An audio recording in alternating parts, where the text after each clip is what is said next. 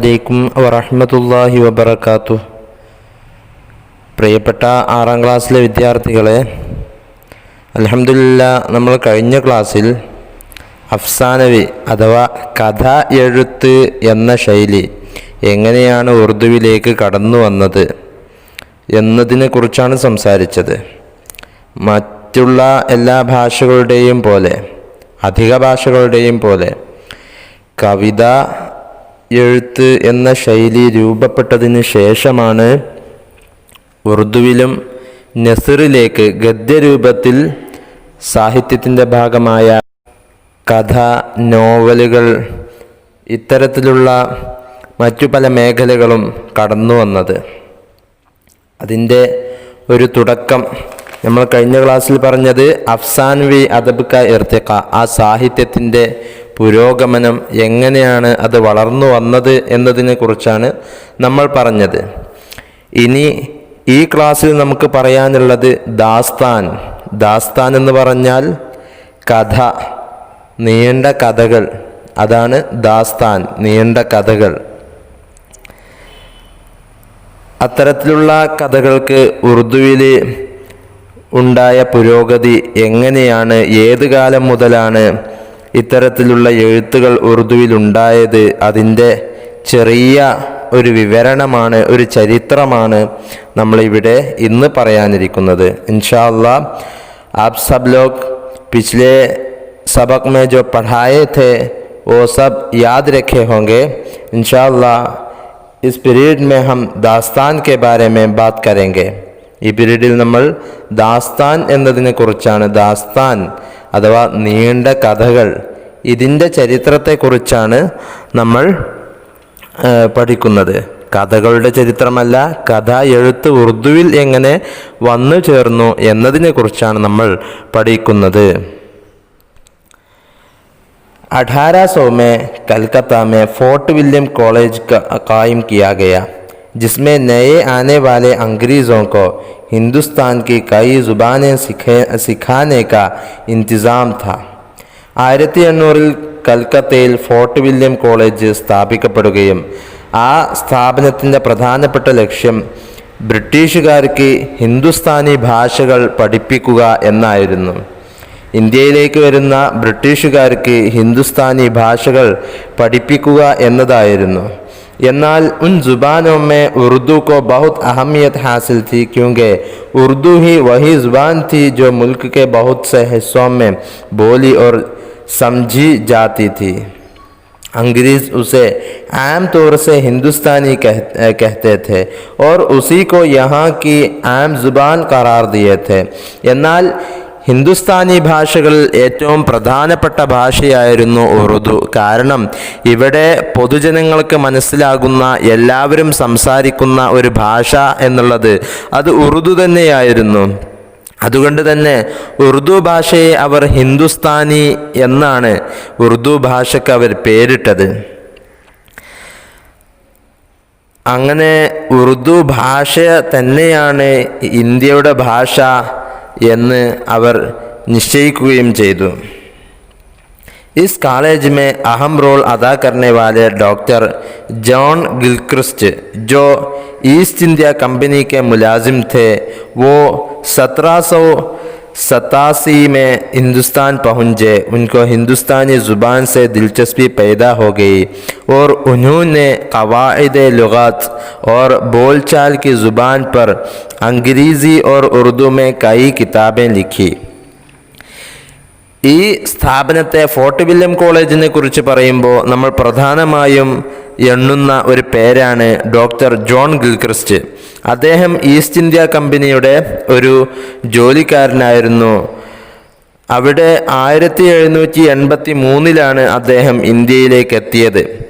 ഇന്ത്യയിൽ വന്ന് അദ്ദേഹത്തിന് ഉറുദു ഭാഷയോട് അതിയായി താല്പര്യമുണ്ടാവുകയും ഉറുദു ഭാഷയുടെ ഗ്രാമറുകൾ, അതിൻ്റെ സംസാരങ്ങൾ എങ്ങനെ പഠിക്കാം എന്നതിനെക്കുറിച്ച് ഈ ഉറുദുവിലും അതുപോലെ ഇംഗ്ലീഷിലും വ്യത്യസ്ത പുസ്തകങ്ങൾ അദ്ദേഹം രചിക്കുകയും ചെയ്തു. फोर्ट विलियम कॉलेज में डॉक्टर गिलक्रिस्ट शोबे हिंदुस्तानी के निगरान मुकर्रर हुए. അത്തരത്തിൽ ഇദ്ദേഹം ഈ ജോൺ ഗിൽക്രിസ്റ്റ് എന്നവർ ഫോർട്ട് വില്യം കോളേജിൻ്റെ ഹിന്ദുസ്ഥാനി മീഡിയത്തിൻ്റെ ചെയർമാനായി അതിൻ്റെ സ്വതറായിട്ട് പ്രിൻസിപ്പളായിട്ട് അദ്ദേഹത്തെ ചുമതല ഏൽപ്പിക്കുകയും ചെയ്തു. डॉक्टर गिलक्रिस्ट ने देखा कि उर्दू में शायरी के मुकाबले में नसर बहुत कम है. जो नसरी किताबें हैं उनमें बेशतर मजहबी हैं जिनसे उर्दू ज़ुबान की तालीम नहीं दी जा सकती थी. അദ്ദേഹം കണ്ടൊരു കാഴ്ചപ്പാട് എന്തെന്ന് വെച്ചാൽ, ഉറുദുവിൽ കവിതയെ വെച്ച് നോക്കുമ്പോൾ, അതിനെ താരതമ്യം ചെയ്ത് നോക്കുമ്പോൾ നസറിന് അഥവാ ഗദ്യരൂപങ്ങൾ വളരെ താരതമ്യേന കുറവാണ്. നസർ രൂപത്തിൽ, ഗദ്യരൂപത്തിൽ ഉറുദുവിൽ കണ്ടതെല്ലാം അധികവും അത് മസ്ഹബി അഥവാ മതകീയ ഗ്രന്ഥങ്ങൾ മാത്രമേ രചിക്കപ്പെട്ടിട്ടുള്ളൂ. പക്ഷേ മതകീയ ഗ്രന്ഥങ്ങളെ കൊണ്ട് നമുക്ക് ഭാഷ പഠിക്കാനാവുകയില്ലല്ലോ എന്ന ഒരു കാഴ്ചപ്പാട് അദ്ദേഹത്തിനുണ്ടായിരുന്നു. इसलिए उन्होंने फ़ारसी और संस्कृत वगैरह से तर्जमा कराने के लिए तस्नीफ़ और तअलीफ़ का शोबा कायम किया. ഈ ഒരു ആശയം അദ്ദേഹത്തിനുണ്ടായിരുന്നത് കൊണ്ട് തന്നെ, ഈ ഒരു ചിന്ത അദ്ദേഹത്തിനുണ്ടായിരുന്നത് കൊണ്ട് തന്നെ അദ്ദേഹം ഫാരസിയിൽ നിന്നും സംസ്കൃതത്തിൽ നിന്നും മറ്റു ഇതര ഭാഷകളിൽ നിന്നും തർജ്ജമ ചെയ്ത് ഒരു തസ്നീഫ് തഅലീഫിന് വേണ്ടി വേറെ ഒരു ഡിപ്പാർട്ട്മെൻറ്റ് തന്നെ അദ്ദേഹം ഫോർട്ട് വില്യം കോളേജിൽ സ്ഥാപിക്കുകയും ചെയ്തു. और उसके लिए जिन उर्दू हिंदी अदबियों को बाकायदा मुलाजिम रखा गया, അവിടെ റെഗുലറായി അവിടെ ഉറുദുവിലും ഹിന്ദിയിലും വലിയ നിപുണരായ ആളുകളെ കൊണ്ടുവന്ന് അവിടെ ജോലിക്കാരാക്കി വെക്കുകയും ചെയ്തു. അതിൽപ്പെട്ട പ്രധാനപ്പെട്ട ആളുകളാണ് മീർ അമൻ, മീർ ബഹാദുർ അലി ഹുസൈനി, ഹൈദർ ബക്ഷ് ഹൈദരി, താർനി ചിറൻ, മീർ ഷീർ അലി അഫ്സോസ്, മീർസ അലി ലുത്തുഫ്, മസ്ഹർ അലി ഖാൻ മുല്ല, കാസിം അലി ജവാൻ, നിഹാൽ ഹൈദർ ലാഹോരി, ബീനി നാരായൺ, ജഹാ और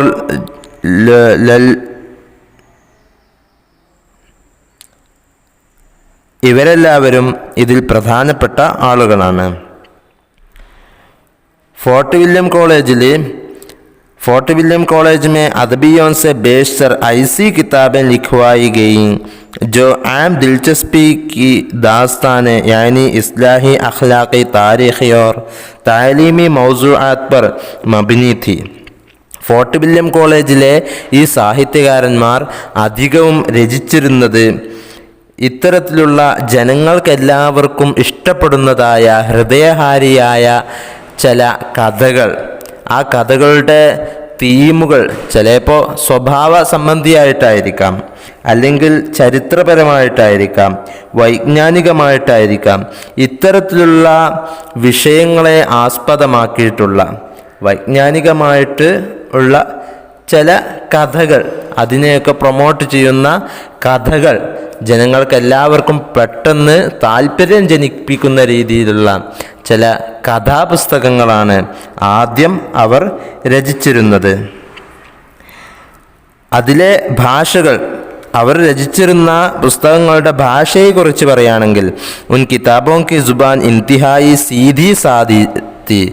വളരെ സരളവും ലളിതവുമായിട്ടുള്ള സാധാരണ ഭാഷയാണ് എല്ലാവരാലും സംസാരിക്കുന്ന സീധി സാദി जुबान, അതാണ് അവർ ഉപയോഗിച്ചിരുന്നത്. गिलक्रिस्ट की कोशिश थी हिंदुस्तानी शोबा और हिंदुस्तानी ज़ुबान हर एतबार से तरक्की करे. അദ്ദേഹം ഹിന്ദുസ്ഥാനി ശോഭ അഥവാ ഉറുദു മീഡിയ, അതുപോലെ ഉറുദു ഭാഷ, അത് ഇതിൻ്റെ പരമോന്നതിയിലേക്ക് വളർന്ന് ഉയരണമെന്ന് ഗിൽക്രിസ്റ്റ് അതിയായി ആഗ്രഹിച്ചിരുന്നു, ആത്മാർത്ഥമായിട്ട് ഉദ്ദേശിച്ചിരുന്നു. ഫോർട്ട് വില്യം कॉलेज की किताबों में मीर अमन की किताब बागो बहार को सबसे ज़्यादा मकबूलियत और शहरत हासिल हुई. ഫോർട്ട് വില്യം കോളേജിൽ നിന്ന് രചിക്കപ്പെട്ട ചില പുസ്തകങ്ങളുടെ പേരാണ് ഇനി പറയുന്നത്. മീർ അമൻ എന്ന സാഹിത്യകാരൻ്റെ ബാഗോ ബഹാർ ഏറ്റവും കൂടുതൽ സ്വീകാര്യത ലഭിച്ചിട്ടുണ്ട്. ഇനി ഫോർട്ട് വില്യം കോളേജിന് പുറമെ അവിടെ ദാസ്ഥാനുകൾ രചിച്ചിരുന്നത് എവിടുന്ന് ആരൊക്കെയാണ്, ഇത്തരത്തിലുള്ള സാഹിത്യ മേഖലയിൽ ബന്ധപ്പെട്ടത് ആരൊക്കെയാണ് എന്നാണ് ഇനി അടുത്തത് നമ്മൾ ചർച്ച ചെയ്യുന്നത്. ഫോർട്ട് വില്യം കോളേജ് के अलावा दूसरे मकामात पर भी उर्दू नसर में किताबें लिखी जा रही थी. ഫോർട്ട് വില്യം കോളേജിന് പുറമെ മറ്റിടങ്ങളിലും ഉറുദു ഗദ്യ രൂപത്തിൽ പുസ്തകങ്ങൾ രചിച്ചു തുടങ്ങിയിരുന്നു. इंशा अल्लाह खान इंशा ने उर्दू में एक कहानी रानी कीतगी और कनूरा दबे भान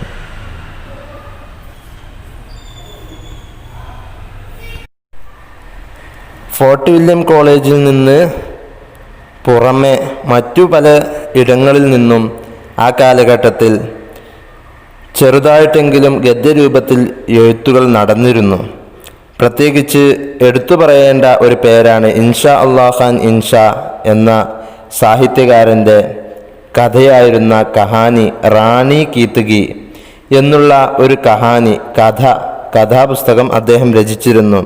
അതിൻ്റെ പ്രത്യേകത ജിസ്മേ ഫാരിസി യാ അറബ് കെ അൽഫാസ് ഇസ്തേമാൽ നഹി കിയെ, ഫാരിസിയിൽ നിന്നോ അറബിയിൽ നിന്നോ പദങ്ങൾ ഉപയോഗിക്കാതെ പ്യുവർ ഉറുദുവിലായിട്ടുള്ള ഒരു കഥയാണ് അദ്ദേഹം രചിച്ചത്. പിന്നെ इंशा अल्लाह खान इंशाന് പുറമെ लखनऊ में रजब अली बेग सरवर ने 1824 में फसाने अजाइब लिखी. ये किताब रंगीन और मुकफ़ा नसर में है. ലഖ്നൗവിൽ റജബ് അലി ബീഗ് എന്ന മഹാൻ 1824 ഫസാന അജായിബ് എന്ന പേരിൽ ഒരു കഥാപുസ്തകം രചിച്ചു. അത് വളരെ കളർഫുള്ളാണ് എന്ന് മാത്രമല്ല, അതിൻ്റെ കാഫിയകളൊക്കെ ഒത്ത്, അതിൻ്റെ വാക്കുകളൊക്കെ നല്ല കോർവയിൽ ഉണ്ടാക്കി നല്ല വസ്നിലാണ് അദ്ദേഹം ആ പുസ്തകത്തിൻ്റെ ആ വരികളൊക്കെ അദ്ദേഹം തയ്യാറാക്കിയിട്ടുള്ളത്. उस ज़माने में सबसे अहम बात यह है कि मशहूर शायर मिर्ज़ा गालिब ने अपने अजीज़ों, दोस्तों और शागिर्दों को उर्दू में ख़त लिखने शुरू किए. ഈ കാലഘട്ടത്തിലാണ് നസറിൽ പുതിയ കാൽവെപ്പുമായി മിർസ ഗാലിബ് കടന്നു വരുന്നത്. അദ്ദേഹം കവിതകൾക്ക് പുറമെ തൻ്റെ സുഹൃത്തുക്കൾക്ക് സാഹിത്യ രൂപത്തിൽ കത്തുകൾ എഴുതി അത് സാഹിത്യത്തിൻ്റെ ഒരു ഭാഗമായി, അത് ഗദ്യരൂപത്തിലേക്കുള്ള ഒരു സംഭാവനയുമായി മിർസ ഗാലിബ് उन खतूत की सादगी, ज़राफ़त और शगुफ्तगी का जवाब नहीं. ഗാലിബ് एक इनकलाबी मिजाज रखते थे. അദ്ദേഹത്തിൻ്റെ ആ കത്തുകൾ, അതിൻ്റെ വളരെ സിമ്പിളായിട്ടുള്ള അദ്ദേഹത്തിൻ്റെ എഴുത്തുകൾ എല്ലാവർക്കും ക്ലിയറായിട്ട്, വളരെ സ്ഫുടമായിട്ട്, അത്രമാത്രം തെളിഞ്ഞ ഭാഷയിലായിരുന്നു അദ്ദേഹത്തിൻ്റെ എഴുത്തുകൾ നടന്നിരുന്നത്. അദ്ദേഹത്തിൻ്റെ സ്വഭാവമെന്നാൽ വളരെ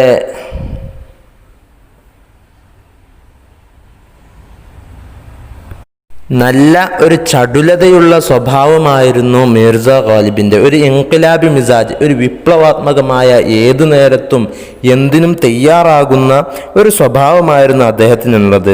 ഉന്നൂനെ ഖത്തോ കിതാബത്ത് തമാം കായിദോൻ സെ ഗുറേസ് കിയ.